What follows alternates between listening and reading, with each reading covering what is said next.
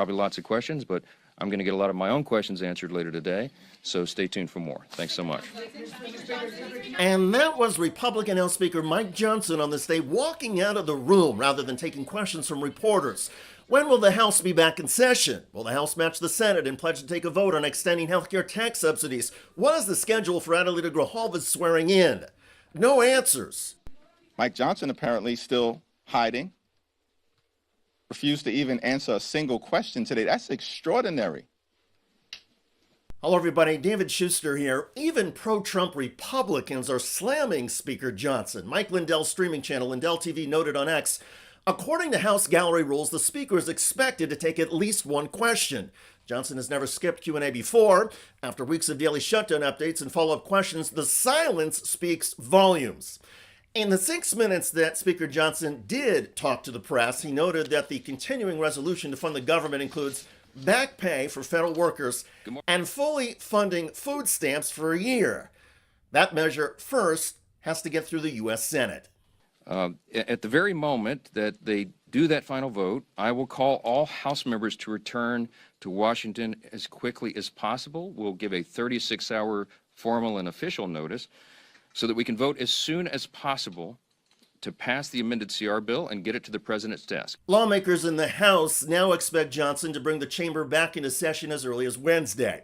Relatedly, House Democrat-elect Adelita Grijalva has been told that Johnson will swear her in before the House vote on the government funding bill. Grijalva is poised to provide the 218 signature needed on a discharge petition that will force a vote on releasing the Epstein files.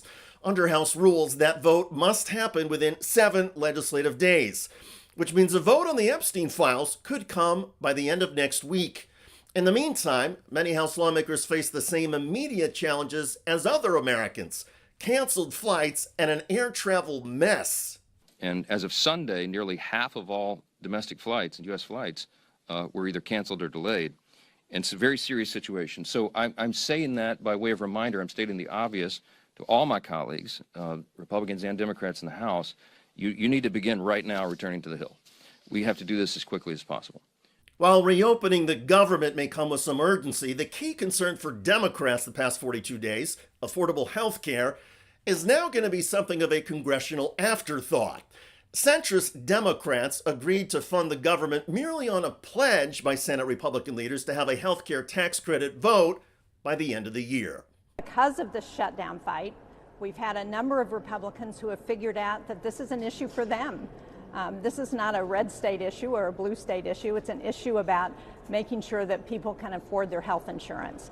And so we've heard from a number of our colleagues on the other side of the aisle that they're willing to come to the table, they're willing to work with us once the government's open to get this done. We've heard the same thing from the White House. So now we'll see. We'll see if they are really going to work with us to make sure that Americans can afford their health insurance. If there is no deal on the ACA tax credits, Democrats could conceivably shut down the government again at the end of January when the new funding bill moving through the Senate expires. As it stands, House Speaker Johnson is refusing to make the same pledge as Senate Republicans on the healthcare tax credits. That means even if an ACA tax credit extension does get through the Senate, it's possible Speaker Johnson will never bring it up for a vote in the House. Johnson and the Republicans, as the House Majority Party, have the authority to set the schedule and the legislative agenda. The exception, of course, is a discharge petition that forces a vote, and there's reportedly now some talk among lawmakers of trying to find some ways that would guarantee a vote on health care. But the way things are moving now through Congress, the first major vote in the U.S. House after the government funding bill will be a vote on releasing all the Epstein files. Several Republicans on Capitol Hill believe that when the Epstein vote finally happens, there will be more than 100 Republicans who will join the Democrats in demanding the files get released.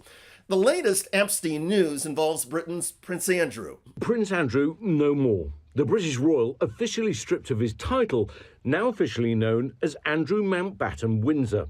Andrew was recently stripped of his title amidst more allegations about his Epstein activities, including alleged sex with then 17-year-old Virginia Giuffre.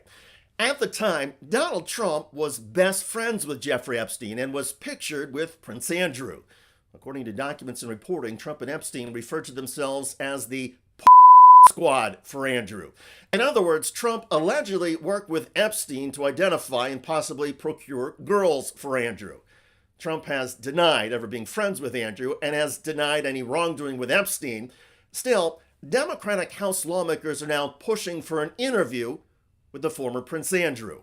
We think the former prince actually has a lot of critical information to our investigation here with the Epstein files, obviously the cover-up that's happening at the Department of Justice, and all of the powerful and wealthy men that abused women and children in many cases here in the United States. And these women deserve justice. Look, we think the former prince has critical information, not just about Jeffrey Epstein, but Ghislaine Maxwell, who else was involved, what men, powerful men, were gaining access to Epstein and committing these horrific crimes against these girls and women.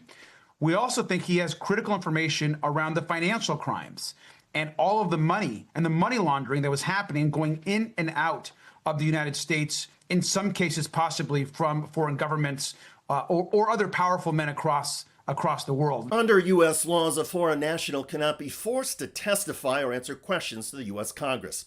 However, friends of Jeffrey Epstein believe that Andrew does have information about Donald Trump and others. Ghislaine Maxwell, Jeffrey Epstein's longtime associate, may also have information about Donald Trump. And as CBS News reports, Ghislaine Maxwell plans to ask Trump to commute prison sentence. You see how that may work? Maxwell will stay silent about Trump if Trump will get her out of prison. However, many congressional Republicans now expect that the truth about Donald Trump is eventually going to emerge, either through witness testimony or files, or photographs and video, or all of that together. Donald Trump is the only person who was close to Jeffrey Epstein who has not yet been humiliated and brought down. And with the clock about to start ticking on an Epstein files vote in the House, several Republicans have said they can no longer afford the political risk of being on the record protecting Donald Trump. So the House vote is not expected to be close. Then, the measure to release the Epstein files will head to the U.S. Senate. Senators in both parties say the vote in that chamber could also be overwhelming to release the files.